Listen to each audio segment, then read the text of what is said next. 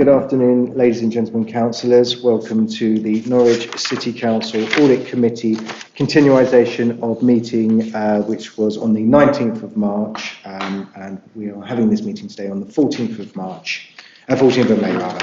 So let's get that. Good start. Okay, point one is apologies. Have we had any apologies?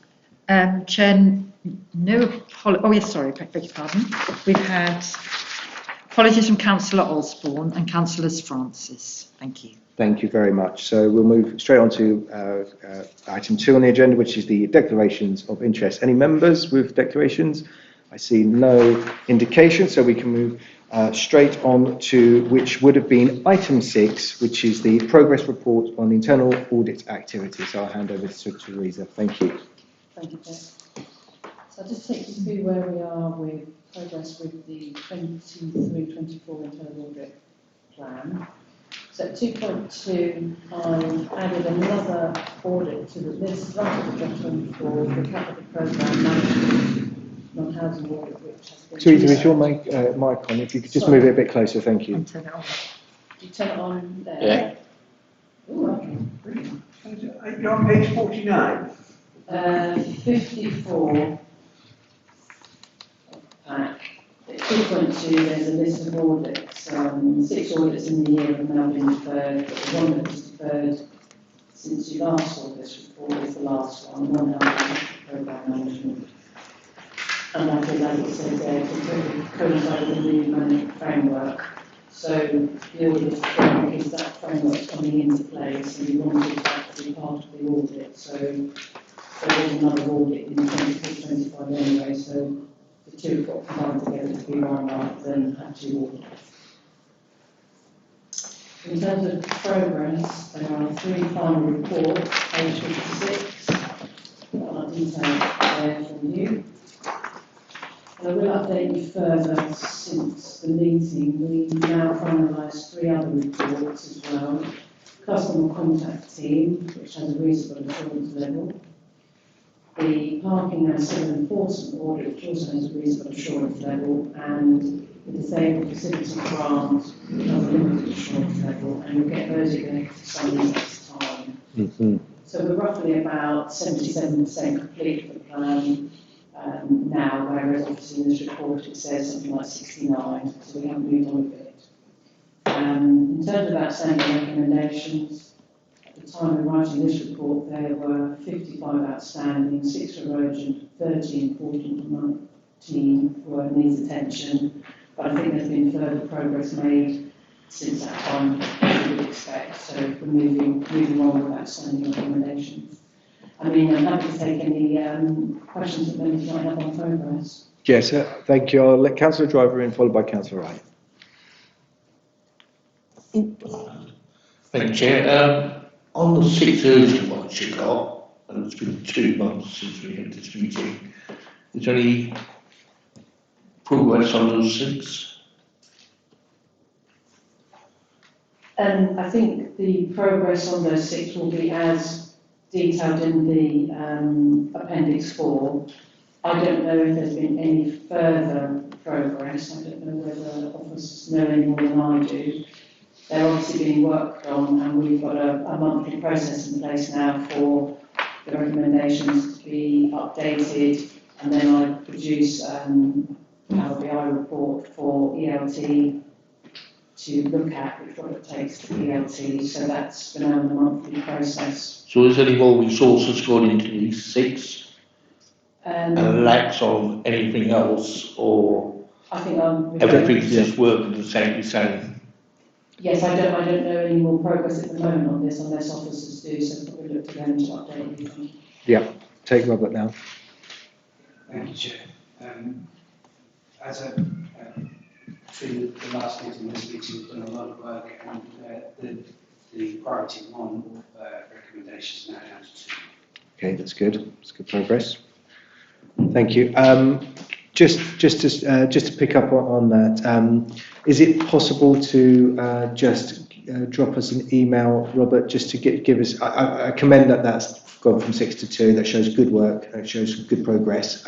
Could you just give the committee a refresh between now and the next committee meeting of how we're progressing against all of those? Just a top level line of how they are moving since the last report, please. Thank you. Councillor Wright. Thank you, Chair, and thank you, Teresa, for your outline there. You talked about the 69% now being at 77 for 23-24. What more do you need in order to nudge that on even more to try and get the rest of that across the line? I think we've done a lot of work with the contractor and with the council to try and get these audits booked in and get them progressing. I'm happy with progress now, things are booked in, the information's flowing, we've got the auditors there, so I think we're getting there. So I hope in the next few weeks they will reach that draft stage at least, and obviously I wouldn't be finalised before I have to do my own opinion, and they all need to be. So I think we're on progress with that. So I think we've got it fairly much addressed between us now to get that working and to get the auditors in place, and get the resources that we need, and for the council to respond on its side as well. And if we have any hold-ups, Robert now does that escalation for us, and we refer back to him and say, no, we've not had responses, so hopefully now that we're getting more complete, and we'll be moving on with that. Thank you. Okay. And Councillor Driver. Yeah, just on Great flashing, thank you. yeah, no.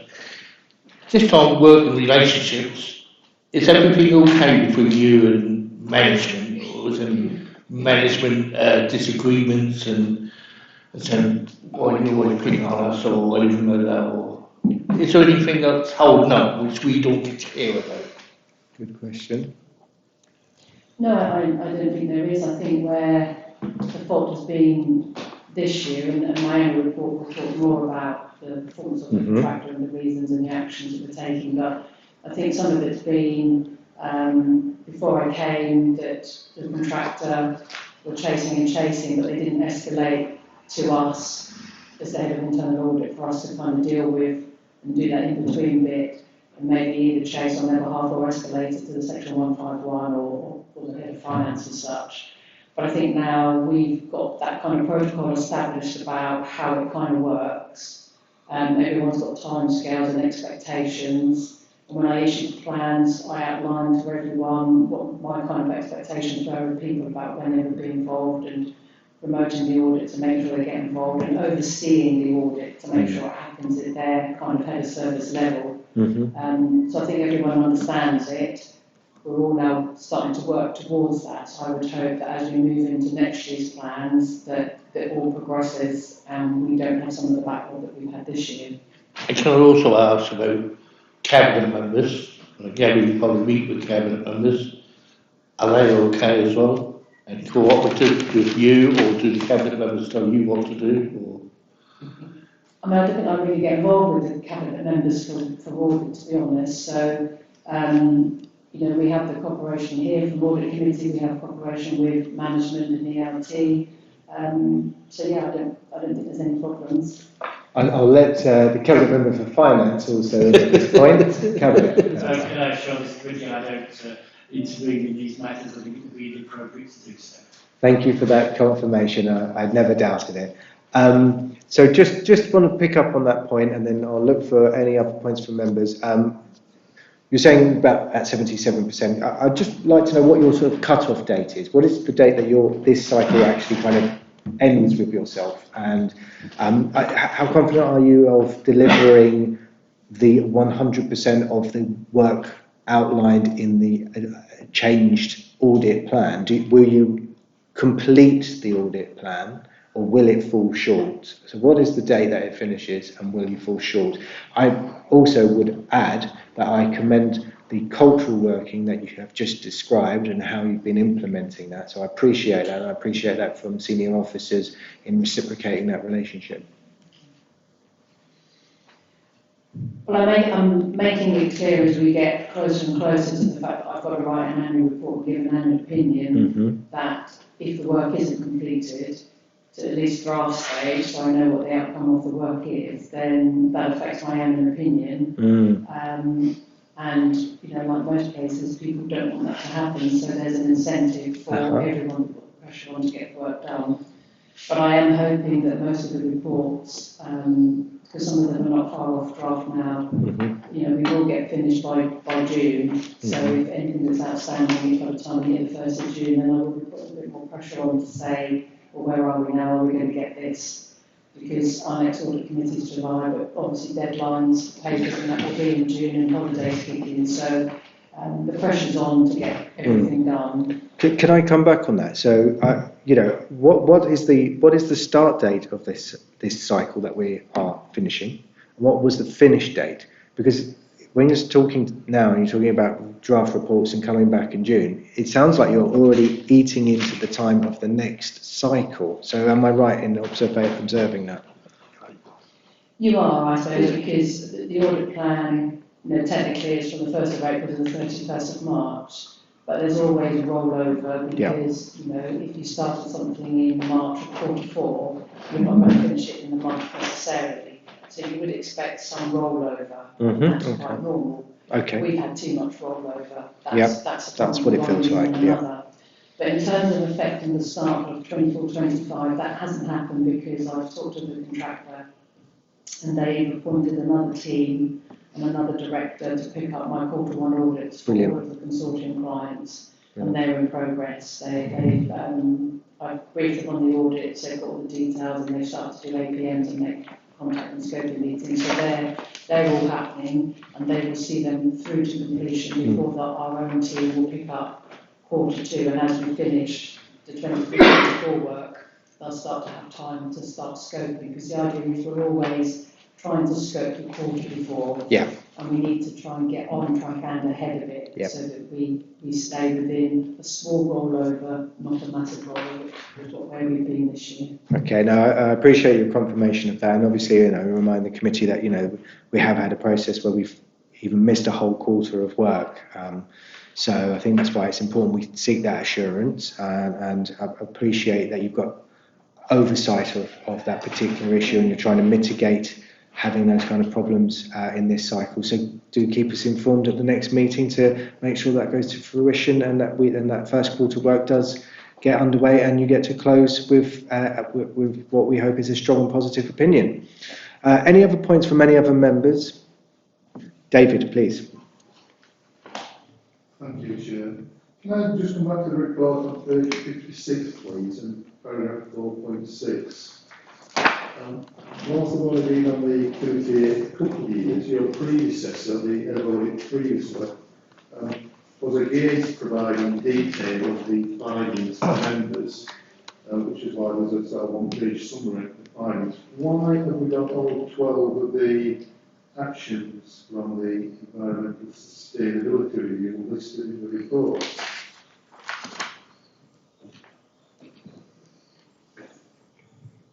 My understanding is that the position statements, my predecessor had been listing all of the actions and improvements so that you could see them.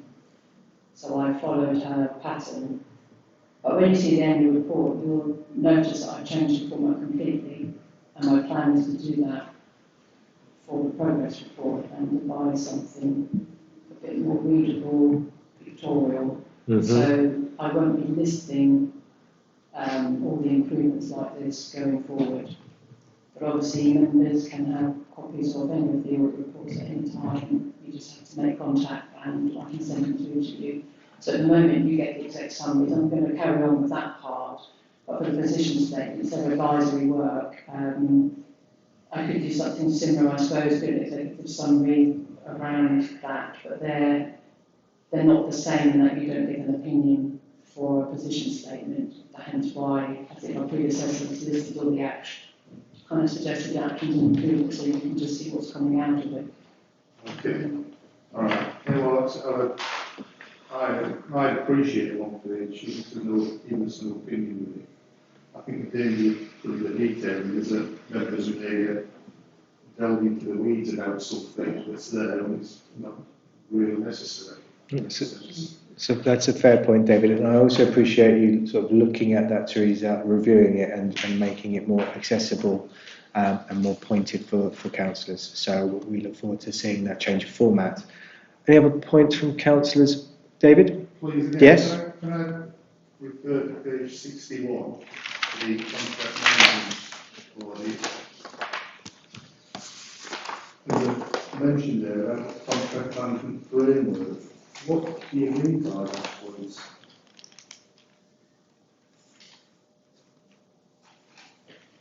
On the key strategic findings, the third bullet, contract management in place. The reason I ask is when it says it's currently not enforced. So I think what the contract management framework is, it's a council document which talks about how contracts within the council will be managed by officers. The audit saying it's in place but no one is following it, no one enforces it, and therefore it's indicating that how contracts are managed will vary between contract managers actually. okay, so it's not the procurement rules. No. It's the No. contract management framework. Yeah. And you're just saying that's not being followed. Not being followed. Okay. David, are you going on about that particular point? I wouldn't mind drawing that out a little bit.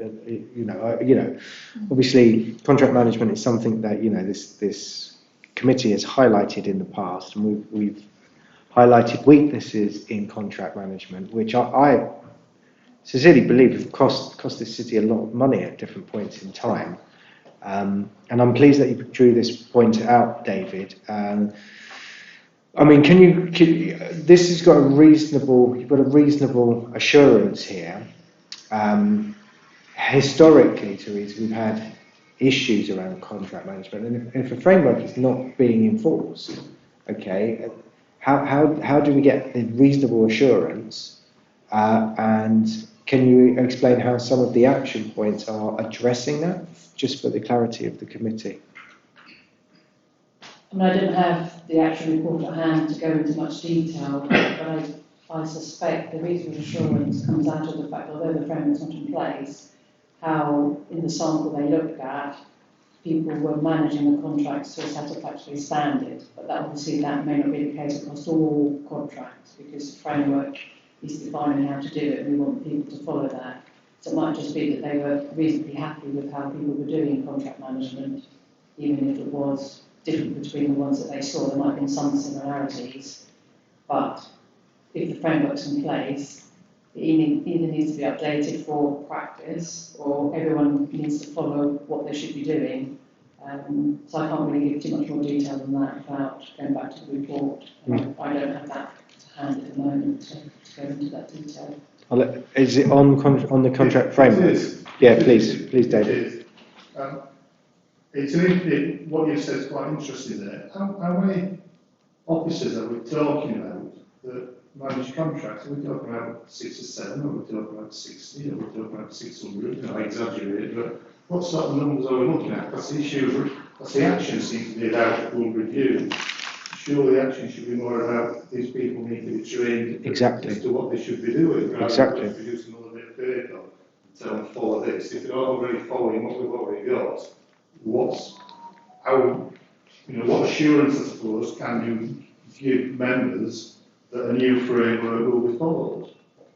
I mean, I can't. I think that maybe is for officers to try and answer that one. Because without the detailed correct, I can't remember if they did one about therefore then training, because this is obviously the kind of key findings that they've tried to get into a summary for you. I don't know. Yeah, well, we've got Robert and Samira here, so I think it's a fair question that David's actually putting there. And I would remind officers that we have had contract management issues in the past that have cost this council a lot of money. This committee has put a lot of focus on having internal audit look at contract management, and I'm really disappointed to see that we're not getting it right still, that we're not following this framework. So we do need some assurance here about not just it's not being followed, but whether or not there are action points, what steps are going to be taken to make sure that this framework is being, implemented and adhered to. So, Robert? Samira, would you care to answer on behalf of ELT, please? I can't really answer in relation to the report because I've not seen it, but the audit did come up with a reasonable assurance. So one needs to go back and as Teresa said in terms of exactly what they were following, and then perhaps officers can look at the report and come back for the following meeting. Yeah. Yeah, Robert, do you want to add anything to that? No, I don't follow the same on Samira, that will investigate and bring back to the next meeting. Okay, so I think for the committee here, I think it's important that this is looked at a little bit more, that we do get an update at the next committee meeting as to why there is no action point here about enforcing the contract management framework and what steps the council, beyond the action points, what steps the council are going to take to enforce that or to mitigate that so we get the assurance that we need, particularly in light of historical issues. Okay, so that's for to come on the next agenda. We're happy with that. Councillor Sands wants to come in. Is it on the contract management framework? It sort of does relate to it, because it relates Okay. to debt and debt recovery. Let me just pause. Is there anyone else on the contract management framework? We're happy with that point. Is that on the contract management I framework? just want to know. And then yourself, councillor. I just want to know who you're going to ask to bring a report back. Because it ain't down to anyone in this room, really, is it? It's down to chief execs and people like that. How that kind of thing works. Is that correct? Well, I think Teresa would be charged with coming back and telling us by speaking to ELT, or you know, about the. Will tell us. Officers tell us how are you going to actually come back and give us this assurance at the next It's meeting. up to officers to change everything, but What we want is assurance over the framework is being enforced, or training being provided, or what mitigations are in place. That's what we've asked for. I guess it might come back through the follow-up work, so maybe we could do it through that way a little bit more, because the recommendations are covering the framework and that being enforced. which is So different. if we give maybe a bit more in our report about the follow-up of that, and if they've been signed off as completed, then we can go into a bit more detail about how that's been done, and if it's still outstanding, then obviously it will show as outstanding as in. So just to check, there is an action. What's the action point relating to the contract management framework that you're talking about there? Sorry, just for simplicity. In the executive summary, that's just a summary of the findings. So if you had the full report, you'd have the finding and the risk and the recommendation, and all the recommendations are followed up. So there's a recommendation around the contract management framework and the council enforcing that. Mm-hmm. And they're waiting for national guidance to update the framework and then enforce it. So Okay. if we're following up the recommendations, then. So we need an update as to when those changes are made nationally. What mitigations are happening in the meantime to make sure that we're not making mistakes, and then how we're going to implement those changes, those national changes, and provide the right training and the right type of framework here. So this needs to be an ongoing piece of work. We need to continue to get assurance. We need to continue to get assurance around this. This can just be a couple of lines highlighted in your reports as they go, but we also need to know it can't be just that it's left because there's going to be government changes. Then we need to know what safety valves are there right now, and if there are none, then it does need to be considered in the interim. We know how fast governments work at the moment. They're snail's pace. It could be ages till this all happens, and we can't be sitting here with this liability in the meantime. Okay, so we'll do it through our follow-up report, Yep. give more detail, Yep. and then we'll highlight it Okay. either way with what's going on and what's happening. Thank you. Councillor Sands. My question relates to Appendix 4 on page 64. It talks about key controls and assurances, and mentions developing a corporate approach on the collection of debt for the council to strengthen it and ensure processes align, especially where customers have debt in multiple areas of the council. Does this relate to council tenants or suppliers of goods and services, or both? And in the last column on the same page, where it talks about the latest response, it talks about one of the project deliverables is a policy which will include authorisation limits and a write-off policy. So obviously then, when the council has debts, there must come a point where it's futile pursuing certain debts. So can you sort of comment on that, please? Yeah, and obviously in a sensitive manner to those kind of figures. And can I just add to that, aren't we looking at addressing this in the audit plan going forward as well? Isn't there a focus on this perhaps? But take Councillor Sand's question first, sorry. Do you want to take that one? So, to answer your question, the purpose of the debt work that we're looking at is look at the debt across the whole of the council, all areas of the debt. It's not just sundry debts, as it is across areas of benefits, so it's across the whole piece. It's not suppliers, because obviously suppliers is the other side that we pay. In terms of so what was the other question? Well, but if you could just bring your mic a bit closer as well so it picks up. Thank you, mate. In terms of debt write-off policy, obviously we go through a series of stages to chase the debt, through reminder letters, etc., and then look at potentially go through legal routes to recover debts. But where we've exhausted all avenues, then we have to look at a debt write-off policy, and that covers off who has approvals to agree certain levels of write-off, which amounts up to into cabinet, etc., for approval. So it's tying the whole piece together, so making sure we've got a good knowledge of all outstanding debts, the process to chase them, and then when that's been sorted, policy to And I assume that's kind of risk-based as well at a certain point where you set that figure of it. And just out of interest then, my question would be like, what, is there assurance that you could provide us that there's some kind of metric to kind of deciding to write off a debt? How does the council decide to write off a debt? Or so this again, it's I would say each debt is unique. You can't just apply it across the board because there's sensitivities. There's some areas where you perhaps give someone who's deceased, so you need to be answers that in a very appropriate manner in that regard. So each debt in a way is dealt with on a case-by-case basis. But I think it's having that policy mechanism in place within which your officers can work in individual file. thank you, and I'll let the cabinet member in now. Thank you. Thank you very much, Chair. There is, I think, a very robust policy in regards to debt. Obviously, there are occasions, for example, I can think of several occasions with regard to business rates where the company is simply insolvent. There's simply no way you can claim. But even when a debt is written off, it does not prevent you from actually, at a later stage, actually trying to claim that money back. And I think that's a very important point to state. Thank you for that information. That is appreciated. David, I'll let you in at this point. Thank you.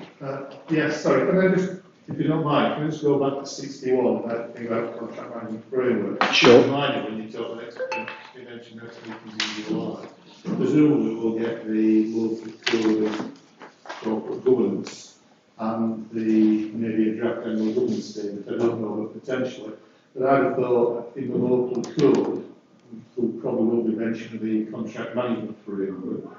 Maybe not, because how it's working. We'll say this document's in place and being effective, but obviously we've just been told that no, it isn't. So I'm wondering maybe in the AGS itself, if there needs to be something that officers need to consider for it to be flagged up as something that needs to be improved. Maybe it's not significant enough to be within the action plan at the end, but it could still be in the narrative within the AGS itself.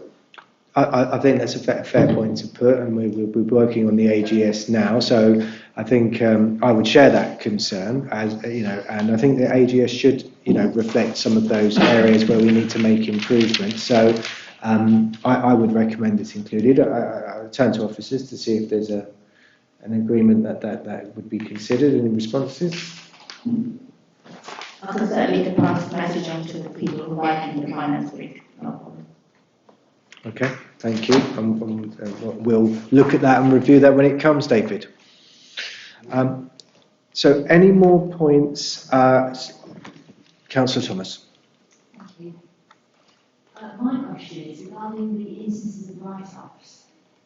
In the present climate, are you maintaining are they sort of the same sort of level and number, or are they on increase?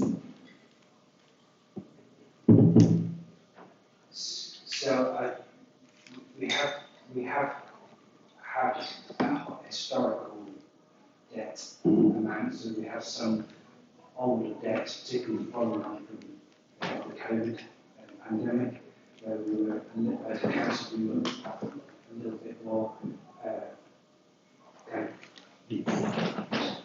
allowed people to sort of carry debts for a while because of the sort of economic environment. But we're now, as part of this project, really starting to work through on this. So there has been a slight uptick, I'd say, in debts being written off as we cleanse the age debt list. But a lot of work is going into recovering debts as well. So we're trying to mitigate it. But there is some age debt that does need to be written off, and is being done. So. And I'll pick up on that. I think that's a fair way for a council to operate in exceptional circumstances, but to not to a detriment of the council. But I think that maybe Councillor Thomas was maybe alluding to the kind of the financial pressures that the post-COVID world that we live in today, post-Liz Truss world, even I would dare say, and the impacts that that's had, and whether or not that we're seeing an increase in debt. But again, I'm sure that when we come to look at the audit plan and the 3-year cycle, that I'm sure when I was looking at that we'll be looking at that at some point, and it is also covered within our risk register. But maybe if officers could just elaborate on that for us. Thank you.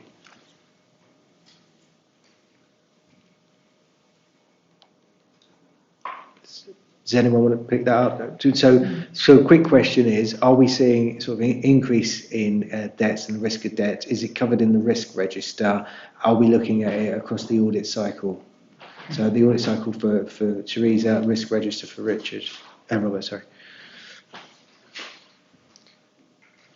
I think in terms of the audit cycle, Yeah.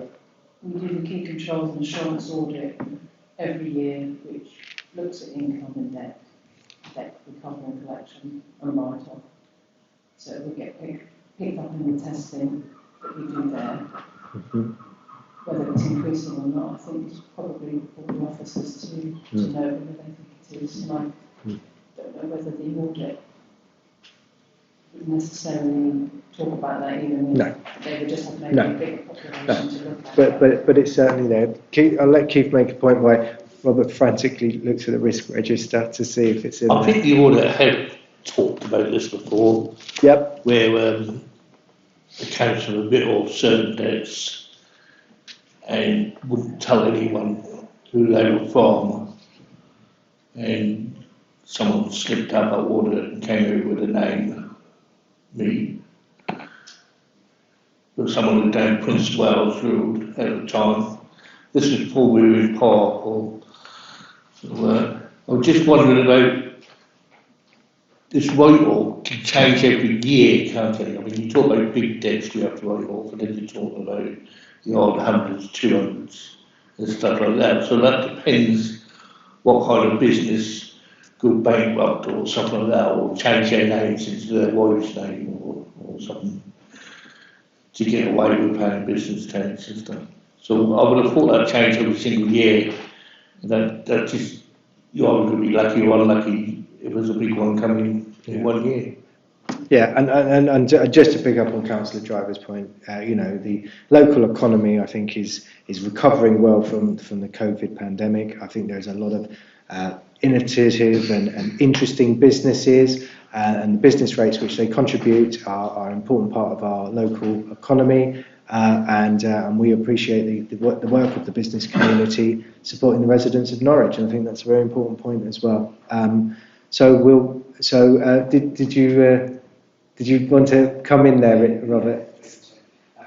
So there isn't a risk on the corporate risk register, but there is a risk of debt of an organisation on the corporate and commercial services directorate Okay, that's good.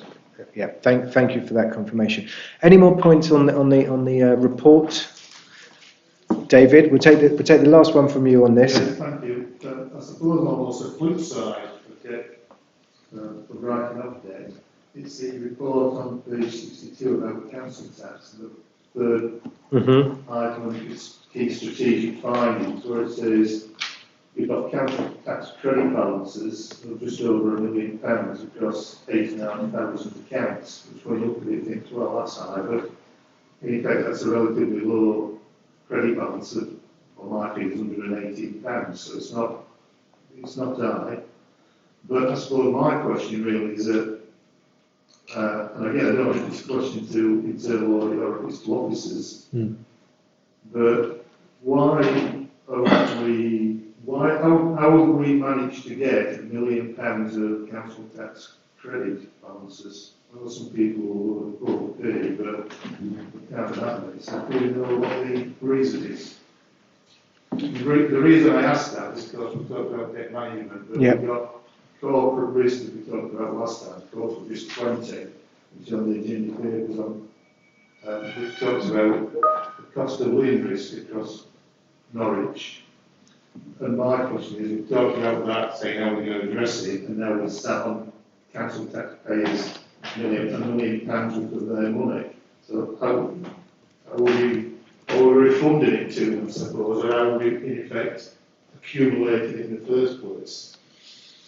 I can take that. Yes, please. All right. I think there's something about that, because originally I had this down as limited because I read that report, and as I approved it, I said, wow, that's a lot of money, let's make that limited, and obviously that causes officers to come and have a chat with me because they're like limited and urgent breaks. And in the course of that, I understood a bit more about it. So some of these are very old, and what happens is when people move, they don't always tell me where they're going, and so they might have a small amount of debt, credit rather, where they have overpaid on their account, and we owe the money back, and we can only do so much to chase them to try and give it back. So there's a lot of those which accumulate into lots and lots of money, where we can't find that person to say, we've got 20, 30, 40 pounds that we need to give you back. There's some more recent ones which they are chasing and trying to do what they can for it. So that's fundamentally what that's about, and it just comes up to £1 million in total. Go on, David. Very quick comeback on that. Maybe that finding should have been written in a slightly different way, so that it wouldn't have raised the possibility of settlement of the money. That's Yeah. It's a bit too black and white. I think that's good feedback. There is a lot there, but that's good feedback. Some of it's going to have to be written off because they just can't chase it, and maybe it's showing as a lot of money because they haven't quite got around to doing that because of resources. Yeah. And obviously the report prompts that action, doesn't it? And so just to quickly pick up on that, I would say that also, there's always a concern about sort of how quickly you are processing like single person discount, and that could be, so overpayments could relate to that. And again, when we come to the audit plan, I'm sure that somewhere in there we'll be picking that up, but let's have a look. Stuff about discounts, I think, will be picked up in one of these audits because these get done very often. Yeah, exactly. So I think, for the expressness of the meeting, I'm going to move on from this item now, and we're going to move on to the draft annual audit plan for the next cycle. So we're going to move. Thank you, members, for all your contributions on that. So that's strategic annual internal audit plans 24-25 to 26-27, item 7. So over to Teresa to introduce. Thank you. Thank you. So this is our strategic internal audit plan for 24-25 to 26-27.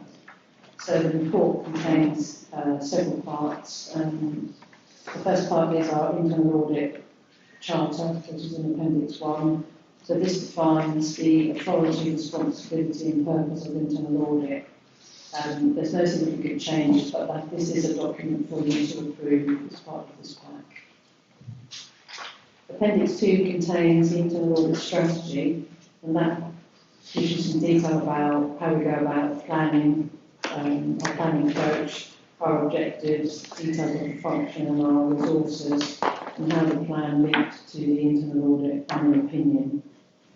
Then in Appendix 3, you have that 3-year strategic plan, and then Appendix 4 is just the first year, which forms the annual plan for 24-25. And then Appendix 5 is the assurance map. So my predecessor did some high-level assurance mapping on what were then your high corporate risks. I haven't really done that for this year, some of the risks have changed anyway, but for the assurance mapping, I want to do more detailed maps of some of the corporate risks. And I want to agree an assurance framework model with the council, which will help with audit planning and the work we do, and be able to show you how that cascades down to the audit opinion, so you can maybe see that a little bit more clearly and understand why we do the audits and the risks that they pose to the council. So there's a little bit more work to do around that. So I haven't done anything planning purposes this time, but in the year we want to move and do a lot more work in that area. So as you'll see, there are 320 days for next year. That's 23 audit reviews, there'll be 3 IT audits, and there's 3 pieces of advisory work which myself and my senior auditor will do for the council. Happy to take any questions. No, thank you. I'll kick off and then take Councillor Wright. I appreciate that kind of working through the framework and having that cascade down, and I think that's a very logical way to take that forward. What I'll do is I'll take order of questions, but what I would like to steer the committee to do is pose some general questions at the start, and then I do want to go to Appendix 3, and I just want us to sort of roll through just the actual plan over those 3-year periods, and just to see if there's any comments about where they're positioned and stuff. So first of all, just any general points. I had Councillor Wright first. Yeah, apologies, Chair. I wanted to roll straight in with Okay, but let me. specific question. Okay, let's hold that for half a second. Is there a more general point, David? Thank you. Yes, please. In the audit charter, I realise it's a charter that's shared across all the clients. There's nothing, I can't see anything that says internal audit, maybe going back to a previous meeting. Internal audit will audit the council's overall companies. I don't think that's something that's, I've not seen, I've been back to the Constitution in terms of records. Yeah. I've not seen that. I think that's something that would be good to be explicitly included, so there's no argument going forward as to what role internal audit has within that, within the review of the companies.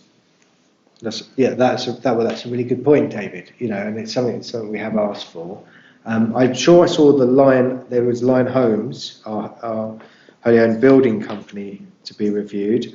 Yes, that is under the housing delivery for the 25-26 cycle. But the more general point about companies in NCSL, if you'd pick that up and tell us how we're going to be compliant with that. I think when we just taking a step back, I think I might have mentioned before that we're following public sector internal auditing standards, that they've gone out the window, so to speak, and we've got global internal auditing standards that are now in place that we have to be compliant with by January. Now, SICTA will do public sector version, which we might get to see in November, but I shall work towards compliance with the global ones. And the reason I say that is because in the new standards, there's more talk about the charter and doing exactly what you're saying, independent member, that we should be very clear about the work that we will be doing, and if that's not in the current charter, then it will have to be in the new one. And I need to establish with officers what the remit is on the wholly owned companies. I think we should be able to audit them, because if they're wholly owned, and as a stakeholder, the stakeholder can say, go in and do audits there, but obviously they are a company in their own right, and do they want to engage directly with internal audit and think about internal audits? I think there's something to explore there. And I think that does need to be defined in the charter. So in the new charter that I will develop, which will also have a mandate in it as well, we will definitely be covering in detail the work that we are signing up to do, whether that be audit assurance advisory, but the companies, the this, the that, and the other, it will be very clear. David, yes, please. The Global Institute of Internal Auditors has already issued a draft internal audit charter for the public sector. When I was looking through that, I couldn't see any reference to all the other companies. But then again, that's, I think it's something that should be there. So it's in saying the thing like acknowledging where we're relationship does the company ask for an internal audit review, or does the chief executive here ask for that? I think all that needs to be ironed out and sorted out, and potentially, hopefully, before we get some new committee terms of reference, which I understand should be coming because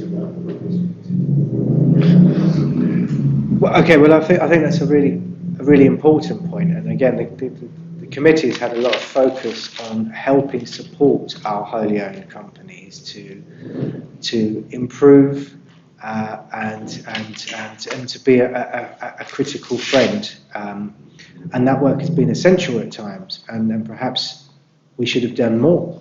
Is a possibility.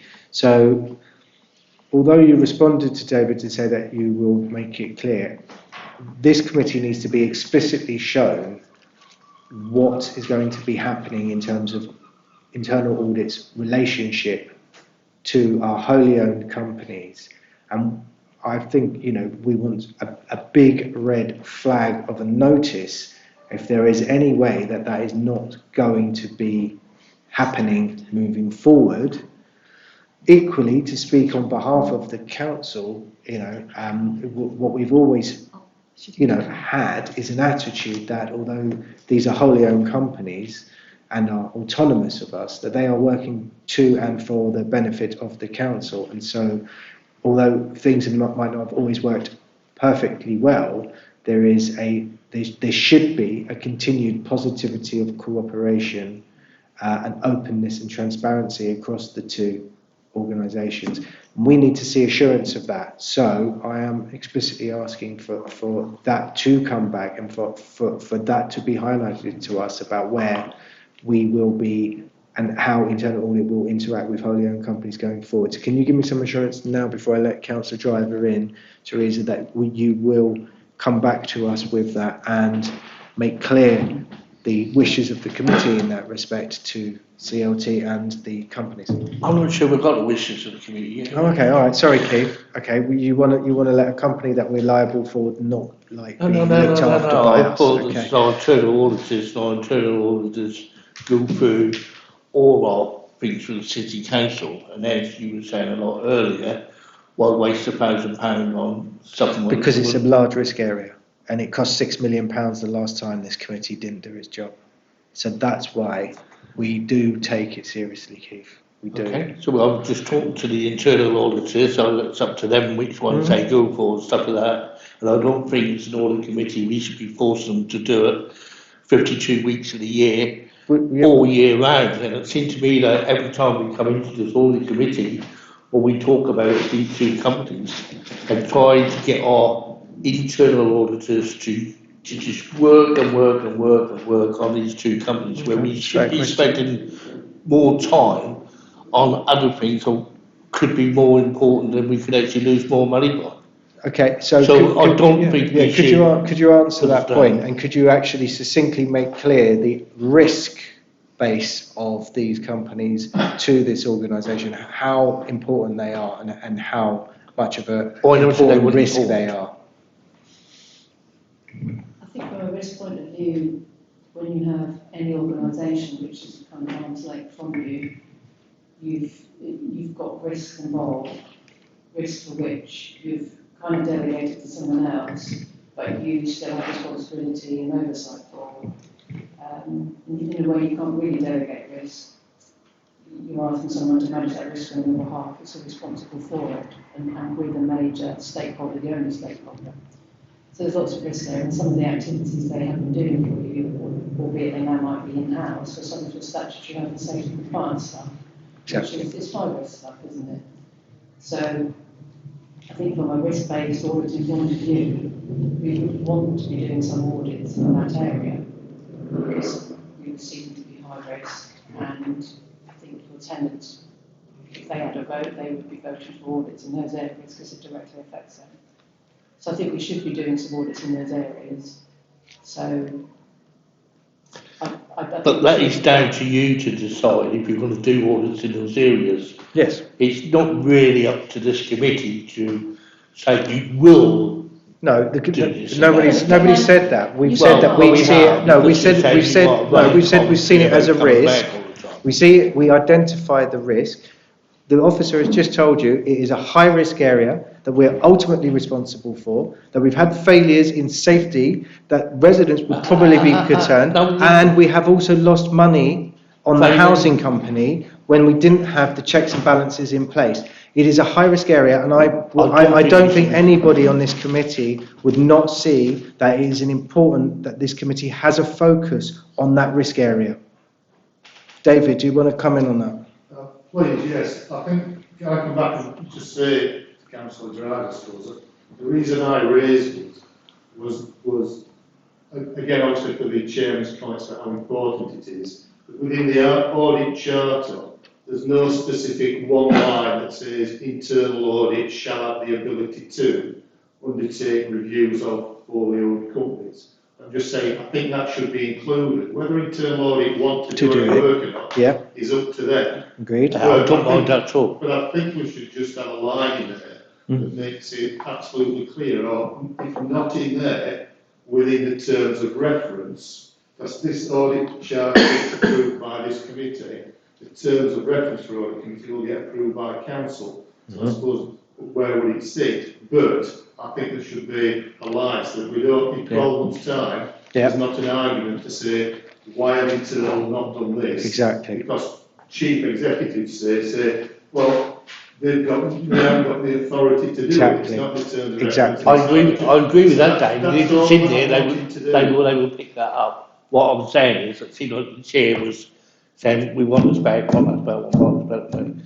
I haven't asked them to do it. I've just asked to make sure that if this line is not included, as David has pointed out, that it's highlighted strongly to the committee because it's a high-risk area. And it should be left up to the internal order if they want to pick that area up and go for it. Of course, and everyone on this committee, and the chair included, can have an opinion on that high-risk area and whether or not it should be somewhere to look at. And you made your point clear that you don't feel that it's an area.